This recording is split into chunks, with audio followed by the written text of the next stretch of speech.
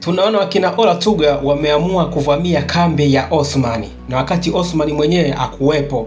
Haya, tunarudi kwa Sofia. Sofia bwana kashamgeuka tayari, Bara kashamteka. Na nilisema mwanzo, Bara kitu anachokifanya anafanya kitu kibaya sana. Sofia atakuja kumgeuka, ni mjanja. Na kweli Bara aliingia kwenye 18, anajifanya kwenda kumtafuta Halima, aonyeshwe Halima alipo, kumbe alikuwa anawekwa kwenye mtego na kweli akanaswa.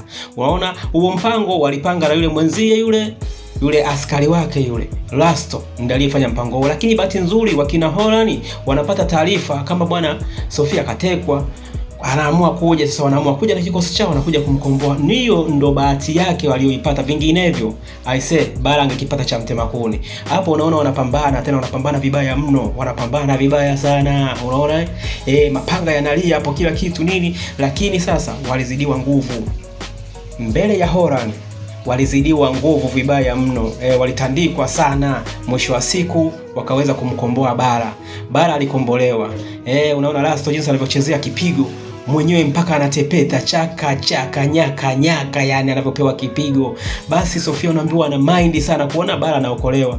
Turudi kwenye upande wa kina Hurgani, wenyewe wako wanapanga mambo yao, wanapanga upozi wao ili kuendelea kuwamaliza hawa wakina Osman. Huku bwana tunaona Sofia jinsi anavyotoroka, anakimbia, amenusulika. Haya, tunarudi kwenye ikulu ya Kai huko kwa kina Begum na Helbey. Hao unajua sasa hivi washaanza kuwa watumwa tena, sio wakubwa. Walifanya mapinduzi ile wao wakubwa, lakini sasa hivi washashushwa kabisa. Yule mama ndo kiongozi wa hii sehemu sasa hivi anaongoza. Ameamua kuwaita wazee wa kimila sasa hivi, anawapa sasa mawaidha yao. Anasema kuanzia sasa hivi mamlaka yote makubwa yako chini yangu mimi. Hakuna mtu yoyote, hakuna mpuuzi yoyote ambao yuko juu yangu mimi. Mimi ndo kila kitu. Tunakuja kwa kina Osman, wamerudi tena kambini sasa, ndo wanapewa taarifa kwamba bwana Sofia ametoroka. Unaona Sasa hapo namuona Bara yuko na Halima wanazungumza. Huku Helbey bwana wamekaliwa kooni. Wenyewe hawana mamlaka tena.